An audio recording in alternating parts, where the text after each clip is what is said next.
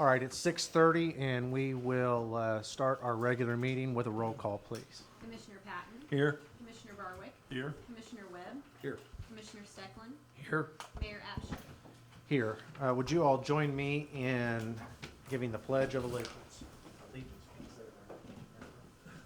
I pledge allegiance to the flag of the United States of America and to the republic for which it stands, one nation, under God, indivisible, with liberty and justice for all. All right, that'll bring us to item number 3 on the agenda, which is our section for public comments, our audience to visitors. And I know we have at least one here that was planning on speaking to the council. If there's anybody who'd like to do that, now's your opportunity to do that. So, Ms. Lee, would you like to come up first, since you told me?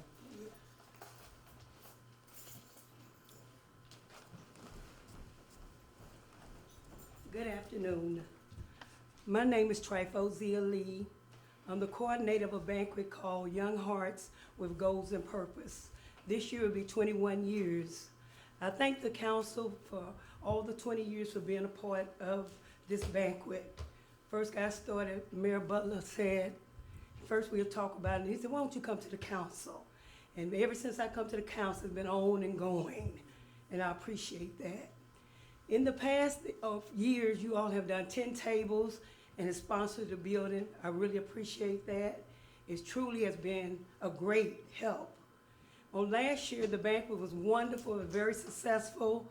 It was an honor to have our mayor with us and the president with us. And we had a wonderful time. I didn't think people was never gonna stop coming in. We had right at 700 people. So therefore, we want to do more this year.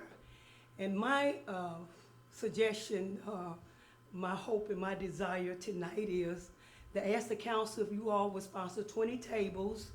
It's $120 a table. That would equal to $3,000. 20 tables would. Also, I would like for you to still continue to let us have the building, the pavilion.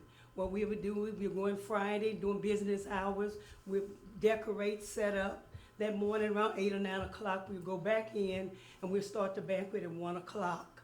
So the request that I'm making tonight is, I would want to know and hope that you all would do 20 tables and sponsor the building. I'll try to give you a non-answer because we'll have to research it. I don't know what they budgeted for. You've been through this before. I watched it last year. You have to go through the same process again. So I'll have to see what they accounted for last year, and I don't have that off the top of my head. But you're asking for essentially $1,200 more. Is that what that 10 more tables than what they already committed to? Pretty much so, yes. It would equal to $3,000 because in the past you all have done 10 tables. It's $120 a table. Okay. Okay. If my math serves me correctly. Actually, 2,400 for. I was going to say 20 tables times 120 is $2,400. $2,400. Is that what you're asking for, or you're asking for a total of $3,000? Well, we're gonna go with 20 tables because in the past, last year I came and Okay. they had me to come and then had me to come back and we couldn't make it. It didn't happen. Okay. But we're gonna start with 20 tables. I would be pleased with that. Okay. I would be pleased with that. I really would. $2,400 and the building, that would be wonderful. Okay. I'll have to check on that math in the Okay. budget, and And I'll have to call you also, back. On those 20 tables, I think that equal up to about, it's 8 persons to a table. So 20 times 8, 160 people, that'll be great. Because our goal is 800 this year. I talk to people, they come from out of town, they come from all over to this banquet. It's not just the city of Marion. Marion comes in a big way. But we got people come from all over. And we have people first time came last year. They said, we got to come back. What's the date on it? It's May the 9th at 1 o'clock. May the 9th at 1 o'clock, the second Saturday in May. It has been for many years now. Yeah, the second Saturday in May.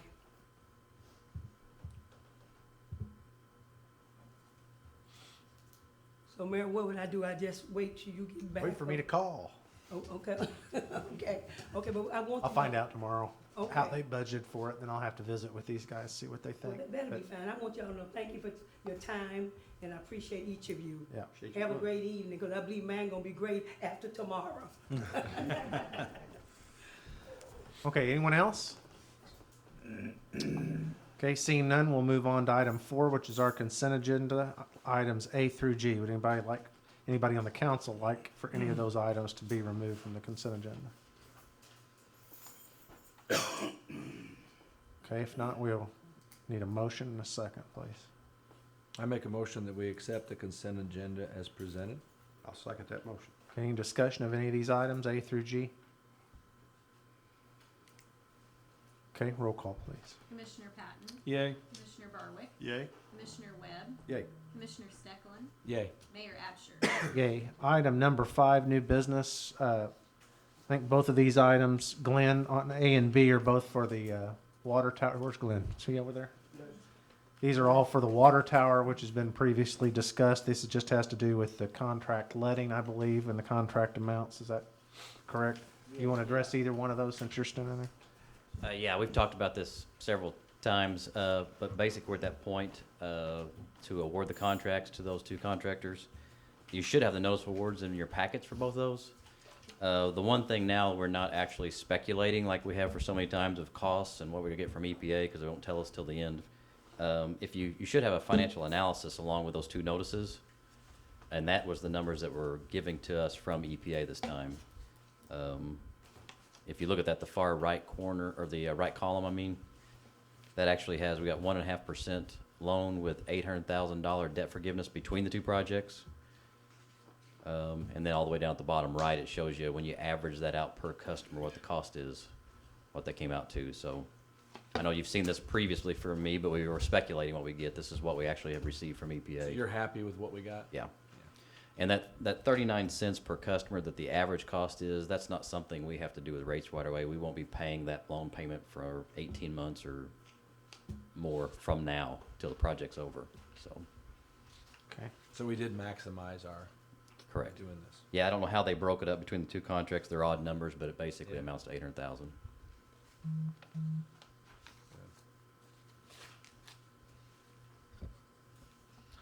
Okay, we'll need a motion on item A, please. I will make a motion to approve the award of the contract for the 6-inch water main loop, high service pump replacement and controls to J.M. Jones for $786,275. I'll second that motion. Okay, roll call, please. Commissioner Patton, Yay. Commissioner Barwick, Yay. Commissioner Webb, Yay. Commissioner Stecklin, Yay. Mayor Absher. Yay. And a motion on item B, please. I could do that if you want. I motion to approve the award of the contract for the 500,000 gallon elevated tank painting to Tricoat LLC for $547,000. I'll second that motion. Okay, any discussion of that one? Roll call, please. Commissioner Patton, Yay. Commissioner Barwick, Yay. Commissioner Webb, Yay. Commissioner Stecklin, Yay. Mayor Absher. Yay. Item 6A.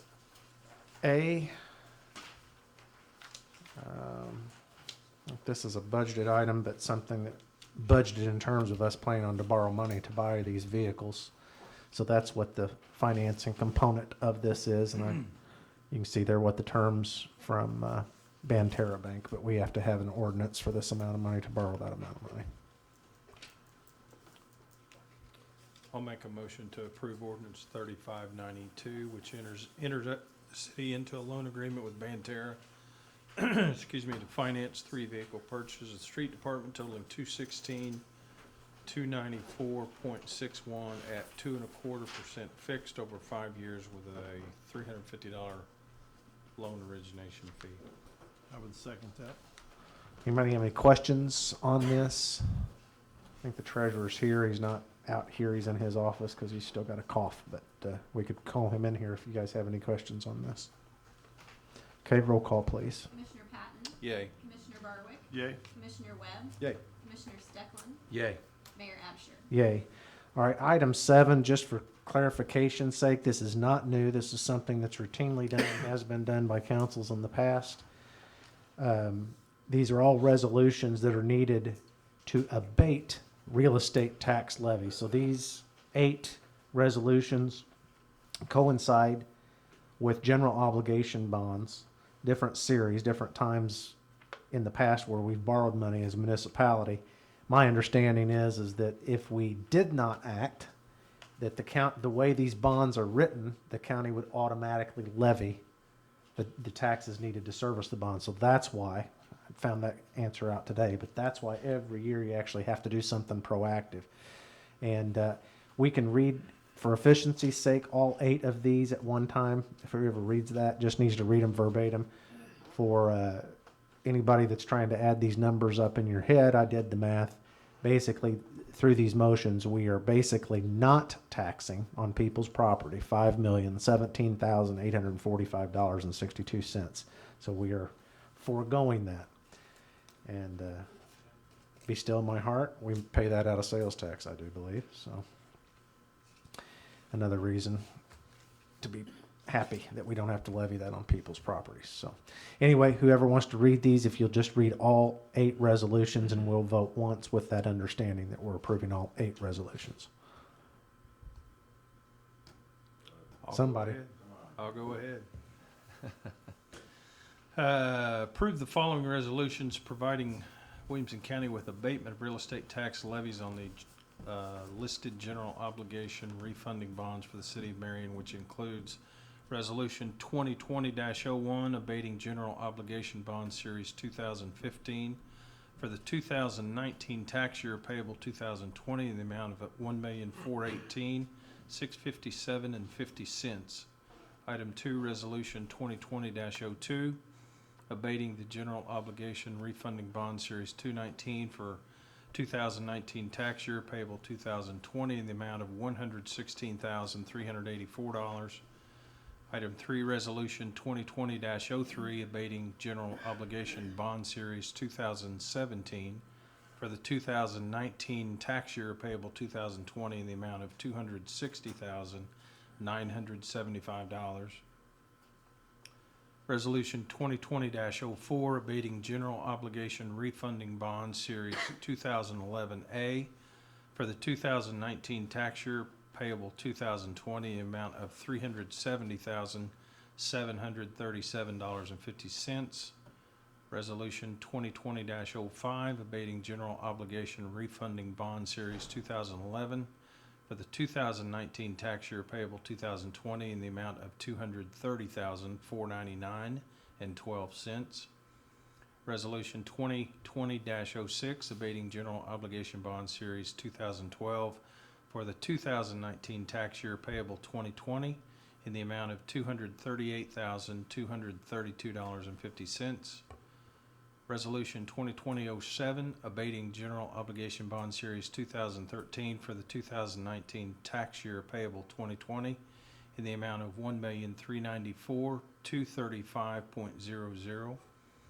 And Resolution 2020-08, abating general obligation refund bond series 2014 for the 2019 tax year payable in 2020 in the amount of $988,425.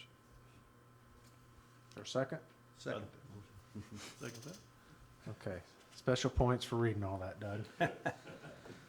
Anybody have any questions? I don't know that I can answer many questions on what these specifically are. We can call Steve in here, but if we don't have any questions, we won't need to.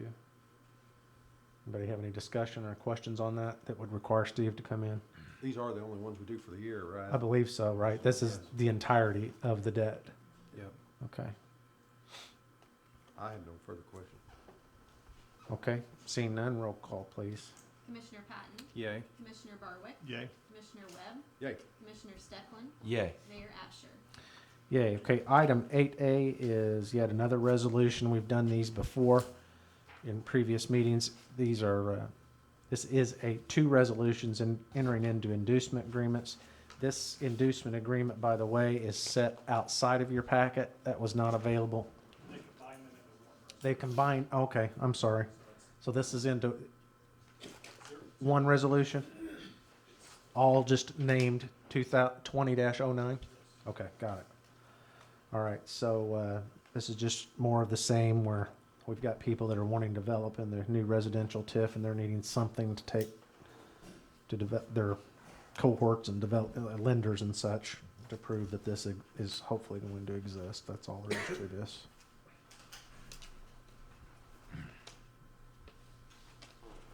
we'll need a motion on this too.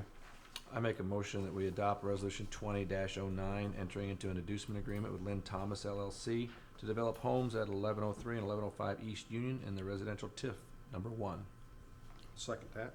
Cody, just to clarify, this 20-10 does not exist as was written in our, okay, so that is an appropriate form of the motion. Is there a second? Yes. Your second? Okay, any discussion of this? Okay, roll call, please. Commissioner Patton, Yay. Commissioner Barwick, Yay. Commissioner Webb, Yay. Commissioner Stecklin, Yay. Mayor Absher. Yay. Item 10 is commissioner reports, and we'll start down here with you this time. Oh, did I miss something? Yeah. Yeah. Oh, I'm sorry. Item 9A. Okay, this, Cody, come up for this one. We've had a discussion on this before. We kind of didn't decide, but left it off, I believe, with Cody going to make outreach to each of the collective bargaining units, and that's what I wanted you to speak to, if you don't mind. Yeah. Make sure that we're on the same page with them on this. Yeah, so if you remember, it was either at our last meeting or the meeting prior to that. I think we've had one in between, but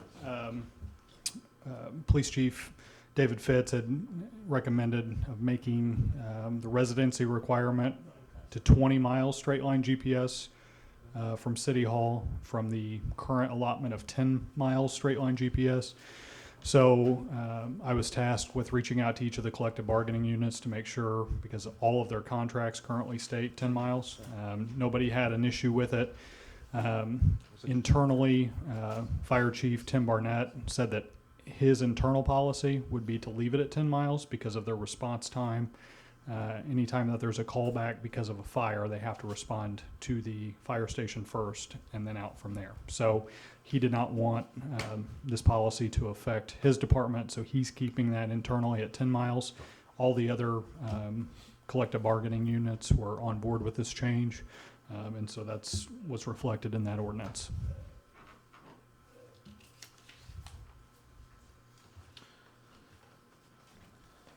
I think there was some, was there any questions, Doug? I seem to remember you had some concerns with this the last time outside of that issue. I just want to make sure you've had your time to think about it. If I understood you right, you said the fire department was going to ignore the 20 mile and keep it at 10? Correct.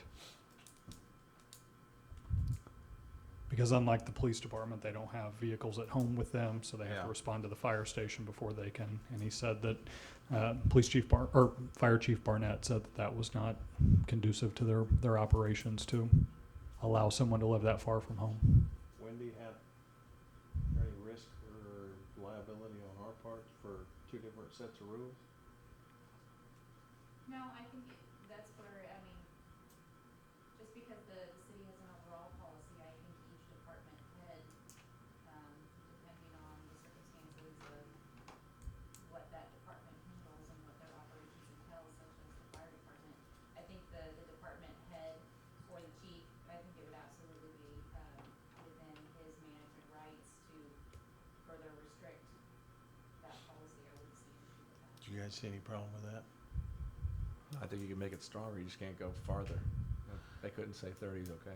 Do you have a problem with that? That department's in your No. purvey? I mean, I guess I'm thinking, okay, if I'm a fireman that wants to apply in the city of Marion and I live 18 miles away, You're out. Chief Barnett says, sorry, and I don't want them to come back and say, well, everybody else in Marion can live 20. How come I Well, can? we can have a policy, but if it's already been as I understand it, each of these collective bargaining agreements state 10 miles. 10 miles. So Yeah, each and we collective won't be- bargaining agreement would have to be changed. We can't just pass something and it retroactively, overlay on all of those. So basically, we will do that with the exception of. Yeah. Correct? That's correct, yeah. None of the collective bargaining units ask for an amendment. If down the road that they want to consider that, I assume that we would adhere to that, but I don't foresee that happening. Okay, So each of the That's collective fine. bargaining contracts will continue to say 10 miles. I would Okay. think if we could justify why we are doing that, and we have a we're not doing it because we don't like firemen, we're doing it because of the necessity Yeah. for them to respond. I mean, Well, it makes sense to me. I don't, and Yeah. obviously it seems to make sense to the firemen. Do we have a lot of firemen that aren't already at the station that get called on a Oh, call? Oh, yeah, yeah. Yeah. All of them? calls. Yeah, there's only typically 4 to 5 Okay. firemen at the station at any given time. So when they have an all-call, fire, they send out what they've got at the station, and then the other ones come in, Gotcha. to grab other trucks, and depending upon the magnitude of the fire. Makes sense. Does that allay any concerns that you had relative to this? I'm- Anybody else? We haven't voted to pass it, but that's all right. Anybody else have any concerns or reservations with this? Okay, if not, we'll entertain a motion I'll on this make a ordinance. motion to approve ordinance 3590, amending the employee handbook to extend the residence requirements for full-time employees from 10 miles straight line GPS of City Hall to 20 miles. I would second that. Okay, roll call, please. Commissioner Patton, Yay. Commissioner Barwick, Yay? Commissioner Webb, Yay. Commissioner Stecklin, Yay? Mayor Absher. Yay. All right, now we'll go to commissioner reports and start with Commissioner Patton this time down on your end. Finishing up the audit and should be able to file or have a report with that here in the next, hopefully by the next meeting. Other than that, that's all I've got. And we're speaking of the annual, Annual audit. yes. okay.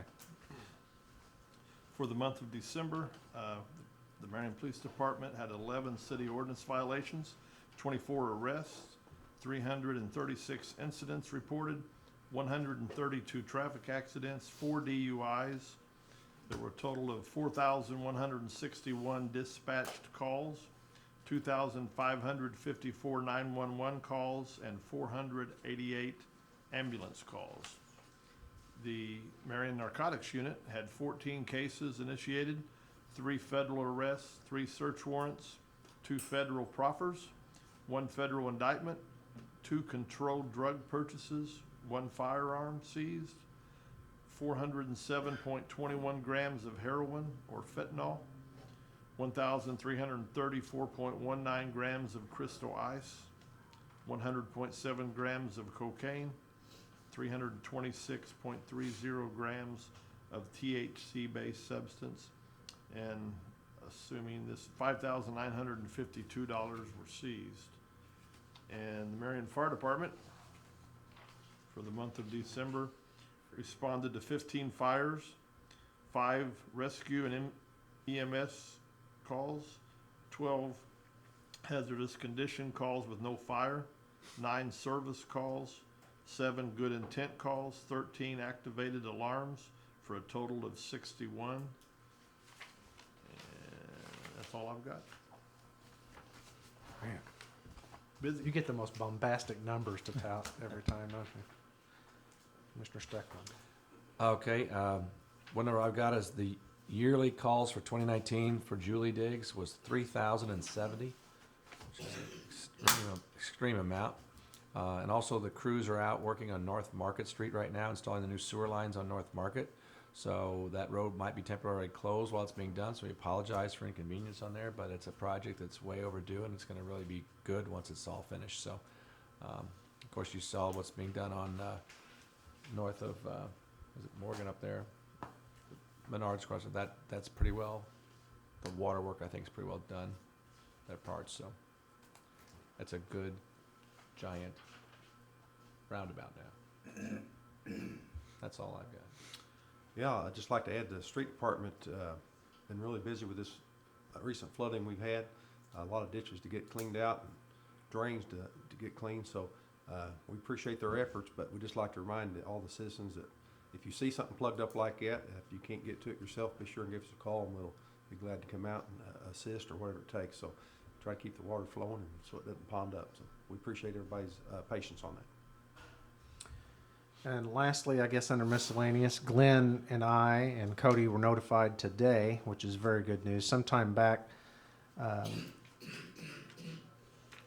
Celeste Sollers at the county had on, which she does, I think, each year, but had applied for a community block grant. Am I getting the name right there?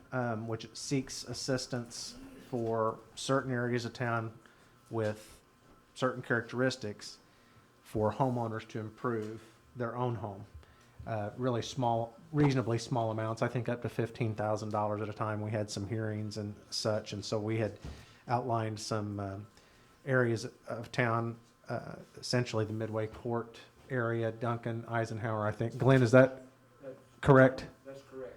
Some of the boundaries of that. We were notified today of being in receipt of a $482,000 block grant. So that, again, will be, I don't know how many, divide that by 15,000, but that's going to be several homeowners that will have benefit of home improvement funds. And I think these are things that improve the, not just the outside, but mechanicals of their home, HVAC, new windows, roof, these kinds of things. So we're excited about that and very thankful to Celeste and her efforts, and our legislators too for seeing that through. So it's a big deal. So we're happy about that. Anything else to come before the council?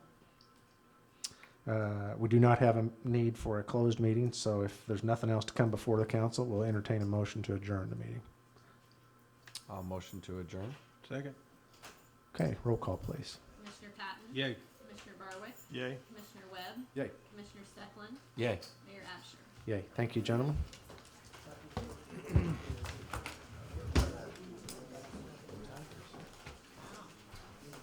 Record. You guys don't mess around when there's football involved, right? That has nothing to do with it. Hey, I'm not. I'll say that for Kurt's.